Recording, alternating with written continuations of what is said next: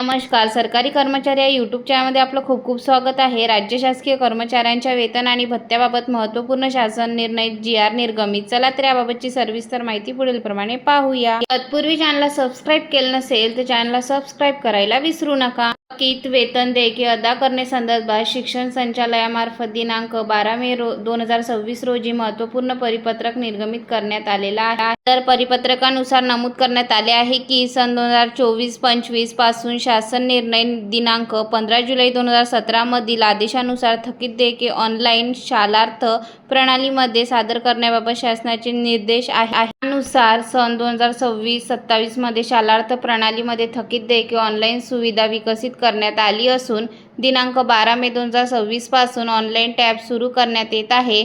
त्या अनुषंगाने थकीत वेतन देयकाची माहिती शालार्थ प्रणालीमध्ये ऑनलाईन पद्धतीने सादर करणे व सदर थकीत देयके ऑनलाईन प्रशासकीय मान्यता प्रदान करण्याबाबत सूचना देण्यात आल्या आहेत. धन्यवाद.